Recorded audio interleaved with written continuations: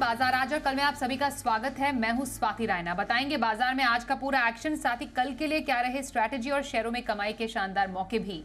आप भी पूछ सकते हैं हमसे कोई भी सवाल। हमारा फोन नंबर नोट कर लीजिए 02223001634 या फिर आप हमें 02223001635 पर कीजिए कॉल। फेसबुक पर @ZBusiness ऑनलाइन और x.com पर आप @ZBusiness अपने सवाल भेज सकते हैं #बाजार आज और कल लिखकर। और मेरे साथ आपकी कल की तैयारी कराएंगे आज के खास मेहमान सेठी फिनमार्ट के एमडी विकास सेठी। विकास सर, बहुत स्वागत करते हैं आपका आज के शो में। और हमारे साथ हमारे सहयोगी भी रहेंगे जी बिजनेस रिसर्च टीम से आशीष, उनसे भी समझेंगे आज के बाजार की क्या रही खासियत। एक बार नजर नंबर्स पर डाल लेते हैं कि उस लिहाज से कैसा रहा आज का बाजार। तो सोमवार को लगातार दूसरे कारोबारी सत्र में मुनाफा वसूली का दौर ही देखने को मिला। सेंसेक्स 352 अंक गिरकर 72,790 के स्तर पर बंद हुआ। निफ्टी 90 अंक टूटकर 22,122 के स्तर पर बंद हुआ। बैंक निफ्टी 235 अंक गिरकर 46,570 से ऊपर बंद होने में कामयाब रहा। बाजार में आज की और क्या खासियत रही है, समझा रहे हैं हमारे सहयोगी आशीष चतुर्वेदी। देखिए, हफ्ते की शुरुआत काफ़ी इंटरेस्टिंग देखने को मिली। थोड़ी शुरुआत नेगेटिव साइड पर हुई, गिरावट हुई, फिर रिकवरी का प्रयास हुआ, लेकिन फिर भी आप देखें दिन के दौरान हल्की सी गिरावट ही देखने को मिली। इंडेक्स लेवल की बात की जाए तो तकरीबन आधे % के कट आपको देखने को मिले, लेकिन खास बात है कि इंडेक्स से ज़्यादा कहीं ज़्यादा एक्शन आपको स्टॉक्स में नजर आया। स्मॉल कैप की बात करें, मिड कैप की बात करें, सेंसेक्स, निफ्टी बैंक, यहाँ पर ऑलमोस्ट चौथाई से आधे % की गिरावट आपको देखने को मिली। लेकिन किसने बनाया दबाव बाजार पर? निफ्टी को फिलहाल देखें तो एशियन पेंट्स ने 4% की गिरावट दिखाई, अपोलो हॉस्पिटल 3% लुढ़का, हिंडाल्को में 3% का कट रहा और डिविस लैब यहाँ पर भी देखें तो 3% की गिरावट देखने को मिली। लेकिन ऐसे कमजोर बाजार में भी अगर आप देखें तो चुनिंदा स्टॉक ऐसे हैं जहाँ पर एक्शन रहा। CLSA की रिपोर्ट के दम पर L&T टॉप गेनर बना 2.5% के कॉन्ट्रीब्यूशन के साथ। पावर ग्रिड में 2% की तेजी, BPCL में खरीदारी और टाटा कंज्यूमर भी देखें तो आखिरी 2 घंटे में यहाँ पर भी आपको थोड़ी सी रिकवरी रही। लेकिन स्टॉक्स में एक्शन भरपूर था। वोकार्ड फार्मा देखिए, एक्सक्लूसिव खबर हमने आपको शुक्रवार को बताई थी, आज बड़ी तेजी 8% का मूव यहाँ पर देखने को मिला। कमजोर नतीजे, लेकिन नतीजों से पहले रन अप रेन इंडस्ट्रीज में, और नतीजा ये हुआ कि 7% की गिरावट रही। अल्केम लैब यहाँ पर अगर आप देखें तो खबर आ रही थी IT रेट की, लेकिन इसके बाद कंपनी की तरफ से खंडन आया, रिकवरी भी आई, 6.5% के आसपास के कट यहाँ पर देखने को मिले। और जेनेसिस इंटरनेशनल 5% की बड़ी तेजी आपको खबरों के दम पर इस स्टॉक में नजर आई। SML इसूजू बड़ी तेजी यहाँ पर नजर आई, 15% का मूव देखने को मिला। शोभा में खरीदारी है, जय भारत मारुति और गल्फ ऑयल लुब्रिकेंट्स यहाँ पर 8.5% की तेजी नजर आई। लेकिन चुनिंदा स्टॉक ऐसे जहाँ पर बड़े रनअप के बाद आपको प्रॉफिट बुकिंग नजर आई है आज के सत्र में। न्यू इंडिया एश्योरेंस है, गुजरात पेपाप, ताज जीवी के होटल्स और टिमकेन यहाँ पर तकरीबन 4 से लेकर 5% की गिरावट रही। और आगे बढ़ने से पहले संस्थागत निवेशकों के डेटा भी देख लेते हैं। FIIs में हमने देखा आज कैश मार्केट में करीब 285 करोड़ रुपए की बिकवाली की है, तो वहीं DIIs यानी घरेलू संस्थागत निवेशकों ने मामूली लगभग 5 करोड़ रुपए की बिकवाली आज की है।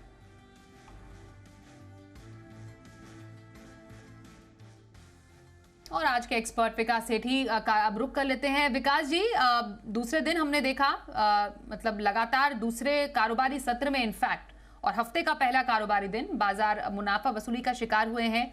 कहां से प्रेशर बन रहा है? बिल्कुल स्वाति, देखिए आज बाजार वैसे रेंज बाउंड थे, बट थोड़ा नेगेटिव रुझान था, और ये चूंकि मंथली एक्सपायरी का वीक है तो मुझे लगता है बाजार थोड़े कॉशियस रहेंगे, या एक बार expiry out of the way होगी उसके बाद से बाजार में वापस से एक तेजी एक्सपेक्ट करनी चाहिए।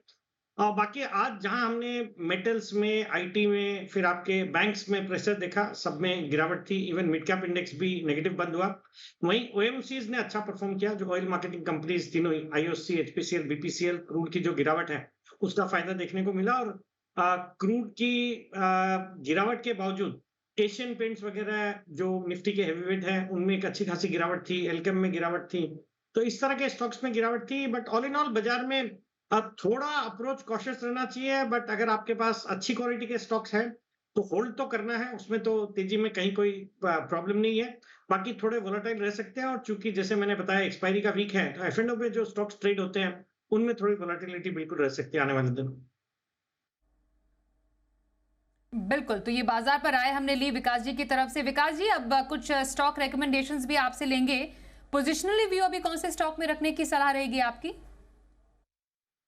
हाँ, बिल्कुल स्वाति, मेरी आज की पोजीशनल पिक रहेगी एक इंफ्रास्ट्रक्चर स्टॉक एनसीसी, जो पहले नागार्जुना कंस्ट्रक्शन के नाम से जानी जाती थी। एक लीडिंग इंफ्रास्ट्रक्चर कंपनी है जो हर तरह के प्रोजेक्ट्स करती है, चाहे वो रोड्स है, हाईवेज है, ब्रिजेस है, इवन रेलवेज के लिए भी अच्छा खासा काम करती है, और रेलवेज के ट्रैक्स और सिग्नलिंग सिस्टम का भी अच्छा काम करती है। एक जबरदस्त 50,000 करोड़ से ज्यादा की ऑर्डर बुक है। और भारत में जब से फास्टैग इंप्लीमेंट हुआ है, तब से हमने देखा है इन सब रोड वाली कंपनियों के जो टोल कलेक्शन है वो काफी बढ़ गए हैं, और इस कंपनी के ऑर्डर्स भी अच्छे हैं और ऑर्डर की एग्जीक्यूशन कैपेबिलिटी भी काफी स्ट्रांग है, जो कि तिमाही नतीजे में भी देखने को मिला। दिसंबर तिमाही बहुत अच्छी थी, 229 करोड़ का पैट रिपोर्ट किया, जो कि पिछले साल 166 करोड़ का पैट था। और एफआईआईज डीआईज भी अच्छे खासे इसमें इंटरेस्टेड है, जैसे आईसीआईसीआई प्रू, बंधन, फिर एचएसबीसी, और इवन लेट राकेश झुनझुनवाला जी की जो फैमिली है वो भी आज भी इसमें कुछ 11-12% हिस्सेदारी रखती है। तो मुझे लगता है ये स्टॉक जो पिछले कुछ दिनों से इन लेवल्स पे कंसोलिडेट हो रहा है, मुझे लगता है यहाँ से अच्छे तेजी होनी चाहिए, तो खरीदारी करनी है एनसीसी में। और मेरा इसमें पोजिशनल टारगेट है 285 का, स्टॉप लॉस रखना है 240 का। बिल्कुल सर, तो 285 के टारगेट और 240 के स्टॉप लॉस के साथ एनसीसी लिमिटेड में खरीदारी, पोजिशनल खरीदारी करने की सलाह आई है विकास सेठी की तरफ से। विकास जी, अब लॉन्ग टर्म की तरफ चलते हैं। लंबी अवधि में कौन सा स्टॉक पसंदीदा है आपका? लॉन्ग टर्म के लिहाज से मुझे करंट लेवल्स पे जमुना ऑटो अच्छा लगता है। एक बहुत ही दमदार क्वालिटी की ऑटो एक्सिलरी कंपनी है, ऑटो कंपोनेंट बनाने वाली। ये मेनली लीफ और पैराबोलिक स्प्रिंग्स बनाती है, और मार्केट लीडर है ऑटो सस्पेंशन सॉल्यूशंस में। जितने भी कमर्शियल व्हीकल मैन्युफैक्चरर्स है वो मेजरली इनके क्लाइंट्स है, जैसे Ashok Leyland, Tata motors, Daimler, Force motors, इन सबको इनके क्लाइंट लिस्ट में देखा जा सकता है। कई इंटरनेशनल जो ओईएम्स है वो भी ये कैटर करती है।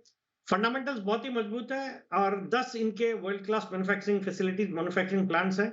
और दिसंबर तिमाही भी बहुत अच्छी थी, 54 करोड़ का पैट रिपोर्ट किया, जो पिछले साल 41 करोड़ का पैट था। मुझे लगता है ये स्टॉक करंट लेवल्स पे बिल्कुल लेना चाहिए, रिस्क रिवॉर्ड भी फेवरेबल है, स्टॉक ज्यादा चला हुआ नहीं है, और यहाँ से मुझे आने वाले 9 से 12 महीने में इस स्टॉक में 170-75 तक के लेवल्स लगते हैं। तो मुझे लगता है जमुना ऑटो में लॉन्ग टर्म के लिए करंट लेवल्स पे खरीदारी करनी चाहिए। बिल्कुल, करंट लेवल्स पर जमुना ऑटो में खरीदारी करने की सलाह, 170-175 के टारगेट्स के साथ लंबी अवधि की खरीदारी का स्टॉक, विकास सेठी जी की पसंद।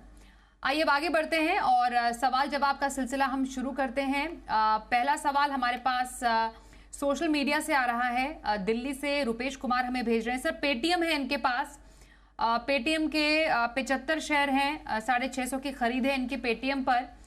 फिलहाल सर, पेटीएम की पर क्या स्ट्रैटेजी आप रखने की सलाह देंगे इन्हें इन करंट लेवल्स पर? क्या करना चाहिए इन्हें?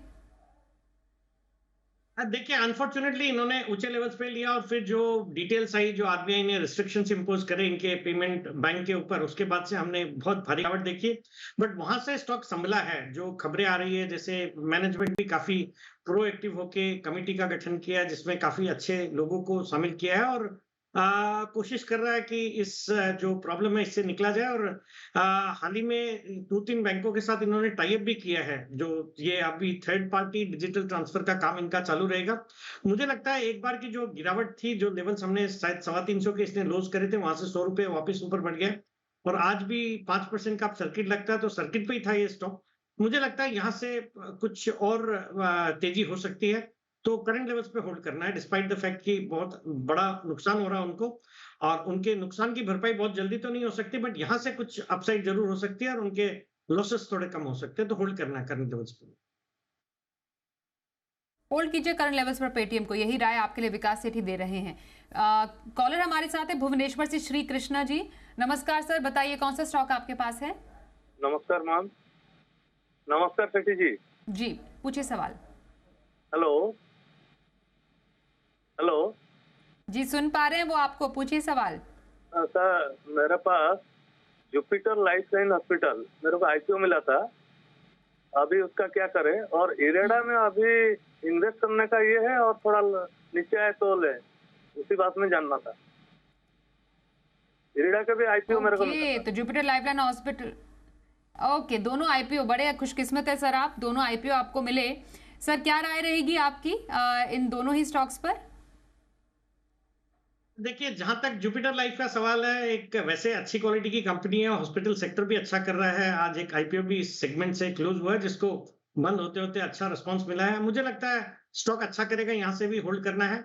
और जहां तक इरेडा का सवाल है, ये अपने मतलब रिन्यूएबल एनर्जी को फाइनेंस करने वाली कंपनी है, जहां पे बहुत ट्रिमेंडस अपॉर्चुनिटीज है। जिस तरह से भारत सरकार का या जिस तरह से रिन्यूएबल एनर्जी पे फोकस है सरकार का, तो मुझे लगता है ये स्टॉक भी अच्छा करेगा और अपने हाइट से अच्छा खासा करेक्ट होके अब 150 के आसपास आ गया, 200 के ऊपर के हाइस करे इसने।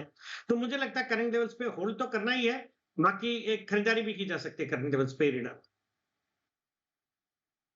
बिल्कुल, तो जुपिटर लाइफलाइन हॉस्पिटल होल्ड कीजिए और इरेडा पे आप करंट लेवल पर खरीदारी कर सकते हैं। राय आपके लिए आ रही है विकास जी की तरफ से। आगरा से दिशा जी हमारे साथ हैं, उनसे बात करें। नमस्कार, बताइए मैम क्या सवाल है आपका? गुड इवनिंग मैम, जय Jinendra sir. Ma'am I have 5000 JSW infra @213 और एक और क्वेश्चन है 15,000 GMR इंफ्रा @87.42। ओके, दोनों इंफ्रा स्टॉक्स आपके पास हैं। उस पर राय कब तक की राय चाहिए आपको? कितना व्यू है आपका? मैम 6 to 12 months हम वेट कर सकते हैं। ओके, 6 से 12 महीने तक वेट कर सकते हैं दोनों ही स्टॉक्स में। बताइए विकास सर क्या रहेगी राय आपकी? पहले तो निवेशक को जय जिनेंद्र। और इन्होंने 2 स्टॉक्स जो दोनों पिक करे हैं, दोनों ही मेरे रिसेंटली रिकमेंडेड स्टॉक हैं।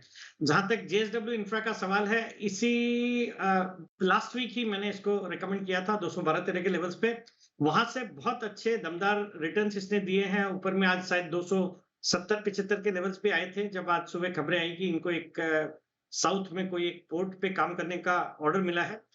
उसके कारण से भी तेजी हुई है। और बाकी बहुत अच्छी क्वालिटी की कंपनी है और चला हुआ स्टॉक नहीं है। जिस तरह से अडानी पोर्ट्स में तेजी हुई है, और ये भी दूसरा सबसे बड़ा पोर्ट ऑपरेट करने वाली कंपनी है भारत की। कई बार मैंने लॉन्ग टर्म स्टॉक के तौर पे इस सेगमेंट में बाजार आज और कल में भी इस स्टॉक को रिकमेंड किया हुआ है। मुझे स्टॉक करंट लेवल्स पे भी पसंद है और मेरी राय रहेगी कि इनको डिस्पाइट द फैक्ट कि अच्छा खासा मुनाफा हो रहा है, बट होल्ड करना चाहिए लॉन्ग टर्म के लिए, इसमें बने रहने की सलाह।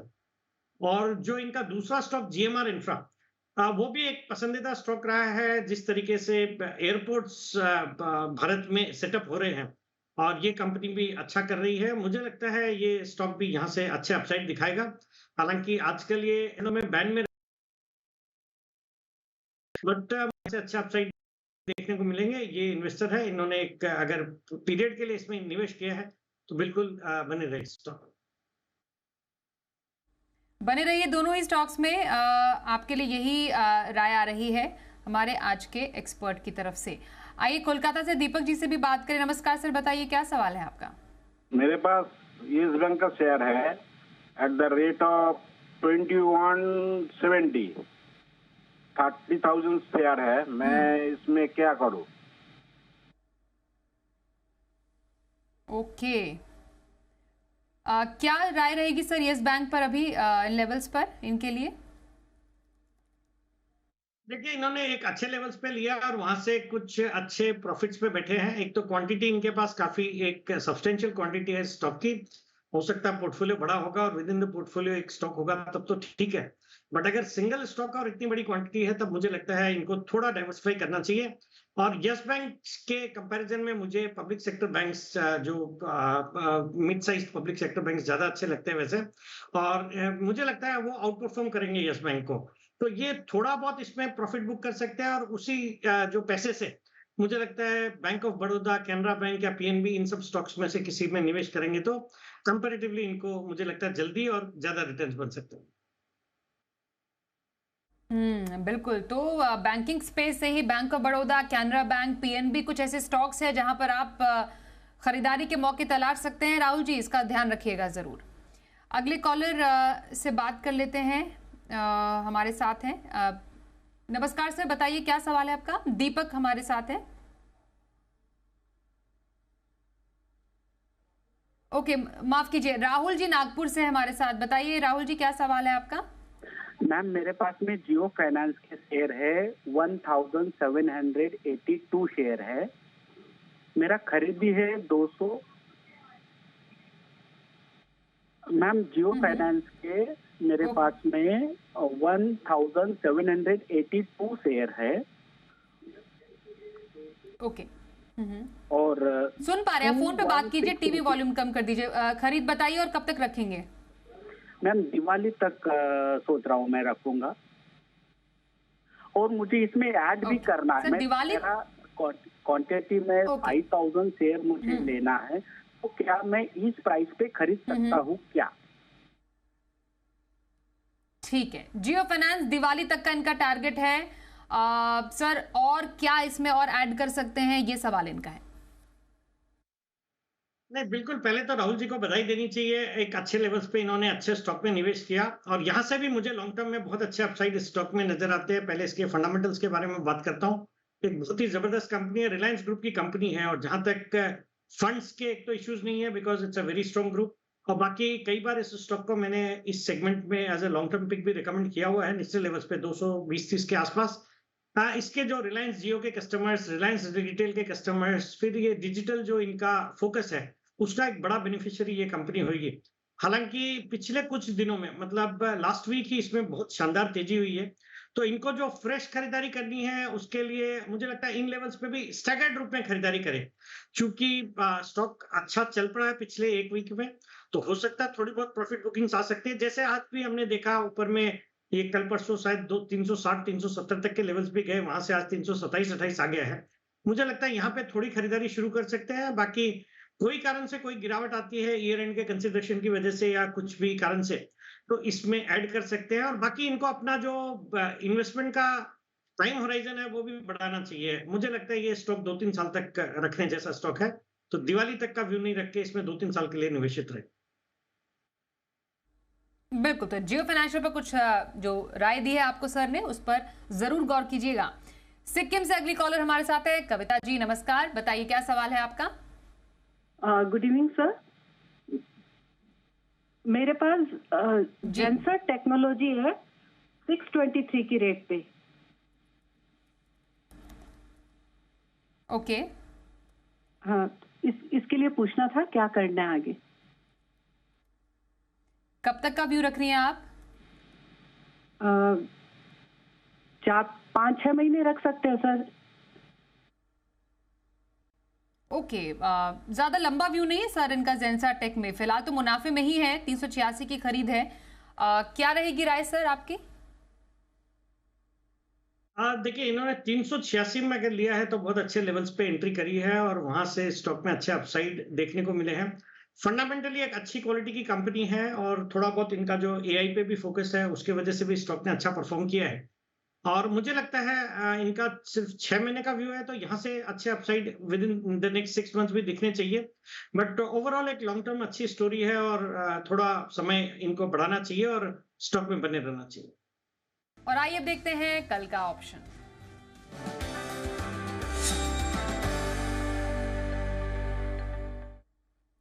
हमारे साथ एसएमसी ग्लोबल के नितिन मुरारका। नितिन जी, बहुत स्वागत है आपका आज के शो में। जानना चाहेंगे कल के बाजार में ऑप्शन की स्ट्रैटेजी क्या रहेगी?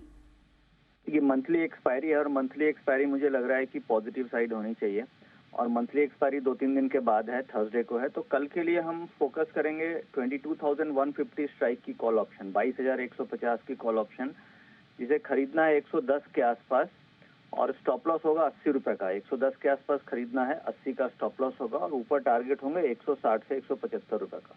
यानी हम कॉल ऑप्शन पे बेट करेंगे। ओके, कॉल ऑप्शन पर बेट करने की सलाह आई है नितिन मुरारका जी की तरफ से। स्टॉप लॉस 80 का, टारगेट 160 से 175, 110 की कॉल, 22,150 के लेवल्स पर यहाँ पर खरीदने की सलाह आई है आप सबके लिए। धन्यवाद नितिन जी हमसे बातचीत करने के लिए। आइए अब आगे बढ़े और बात करते हैं विकास जी की तरफ से। विकास जी, अब कल के लिए कल के बाजार पर आपकी तरफ से क्या स्ट्रैटेजी होगी? हाँ बिल्कुल स्वाति, कल के लिए जो मेरी इंट्राडे पिक रहेगी वो एक रेलवे स्टॉक है। आरवीएनएल पे खरीदारी करने की सलाह, जो आज 267 पे बंद हुआ है।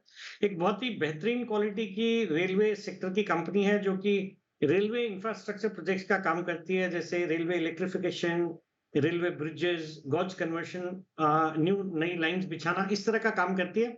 आज हमने देखा प्रधानमंत्री जी ने अमृत योजना का उद्घाटन किया, जिसके अंतर्गत 550 रेलवे स्टेशन के रीडेवलपमेंट का काम शुरू किया है और 41,000 करोड़ का इन्वेस्टमेंट करेंगे। मुझे लगता है ये सब चीजों का बहुत अच्छा फायदा आरवीएनएल जैसे स्टॉक में होगा। और ऐसे भी वंदे भारत ट्रेन जिस तरीके से लॉन्च हुई है या नई ट्रेनें इंट्रोड्यूस हो रही है, उसका भी एक बड़ा बेनिफिशियरी आरवीएनएल होता है। फंडामेंटल्स बहुत ही मजबूत है, मुझे लगता है ये स्टॉक अच्छा करना चाहिए कल। और खरीदारी करनी है for a target of 285 tomorrow and stop loss of 257। जी, तो आरवीएनएल में कल के बाजार में खरीदारी करने की सलाह आई है हमारे आज के एक्सपर्ट विकास सेठी की तरफ से। विकास जी, बहुत धन्यवाद करेंगे आपका हमारे साथ आज के इस कार्यक्रम में शामिल होने के लिए। बाजार आज और कल में बस इतना ही।